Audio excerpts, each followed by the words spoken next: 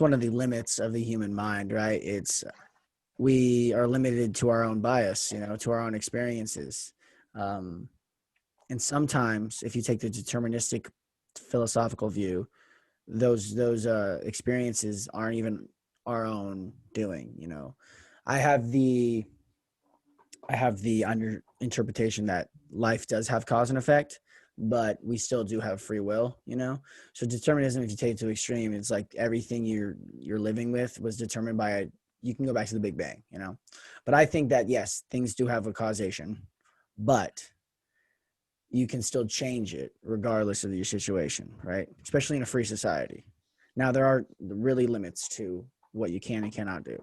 But I like to believe that the system around us, right, is built, or the universe, for example, is built to where things cause other things, but they don't determine things. I'm sorry, this is very metaphysical, but like, let's say I slap you in the face. We're not even sitting across each other. Let's say I slap you in the face. You'll have a hand mark or a pain right here. That's a cause and effect, right? Yeah. But you decide if you slap me back, or if you're like, okay, why did you do that? You decide what's the next step, right? Yeah. I like to believe that the universe works like that, and that we have these paths that we're kind of being pushed down, but we get to decide which way we go on that path. Yeah. No, no, for sure. Like, that makes a lot of sense. Like, problems can arise in your life, but you can just choose how you handle it. Um, yeah, no, like it's also just sometimes people that aren't okay with people having different ideologies, or people having different, just people being different than them. I feel like a lot of people try and force down their opinions and be like, oh, you need to think like I do. And we're kind of with cancel culture and things as well. Like, I feel like it's a thing on both the left and the right. It's just everyone wants everyone to think like them, but no one's just like, hey guys, as long as you're not having like a negative impact on society or other people, like, just do your thing. Like, hate is so based on you're different than me, I don't like it, instead of like, oh, you're different than me, that's interesting, let's talk about it, or something like that.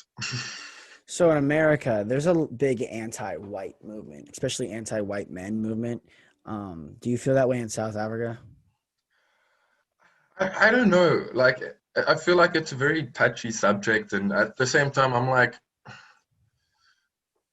I can see how some people feel that way, but at the same time, like, it's just a tough one. Like, I don't feel like I have, even though I'm a straight white male, I don't feel like I have really much.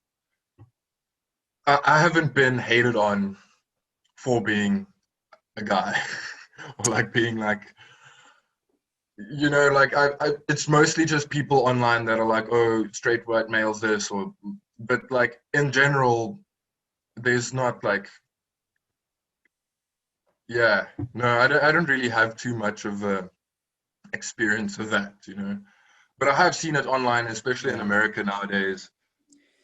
The I think the problem with the whole thing is the main problem with um, doing that is that, especially male, and the white really doesn't have anything to do with it. It does, but because it makes them not like who they are.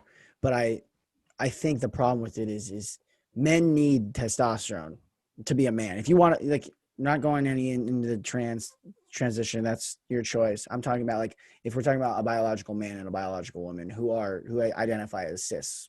Okay. Yeah, yeah. I have a lot of Oregon people that I know, so I don't want to offend anybody, but I digress. If you're a straight man, you need testosterone to feel okay, to not feel depressed, to feel like a man. That's the part of being a man, is having testosterone, working out, being strong. That's part of being a man. Um, and when you're telling men there's nothing good about being a man, and you should effeminate or feminize them, and pushing this on young boys, having Harry Styles wearing a dress on the cover of a magazine. Now, I don't have a problem with Harry Styles wearing a dress.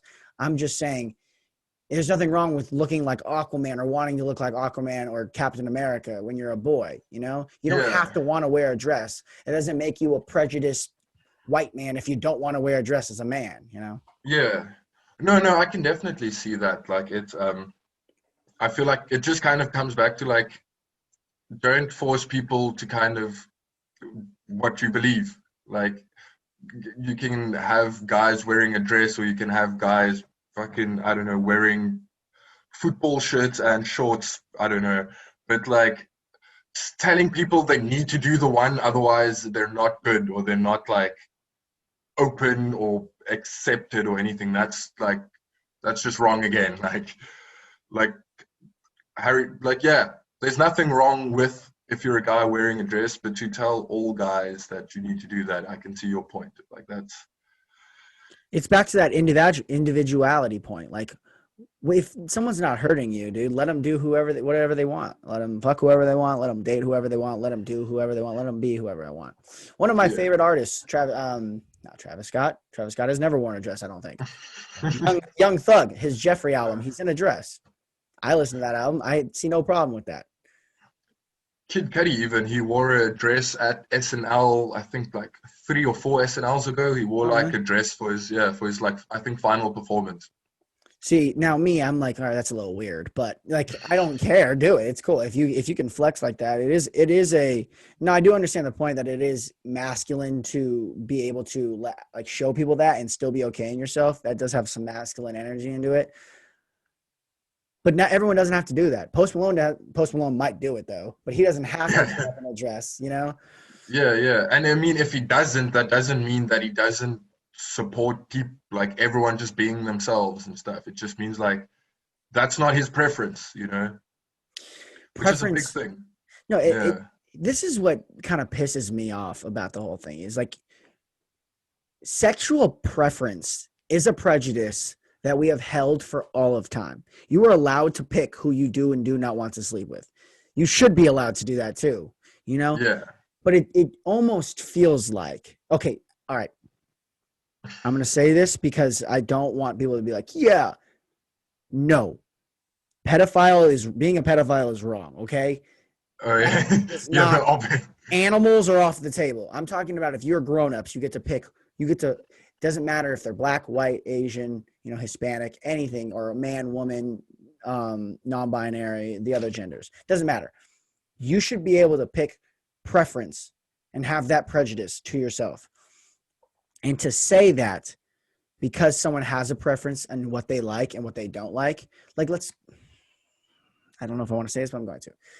Let's say someone likes fit people, right? That's yeah, not fat shaming if they don't like people who are overweight. Okay. yeah. Don't No, for call, sure. don't go up to someone and call them obese to their face. If you care about them, maybe you can push them to have a healthier lifestyle, but don't fat shame them.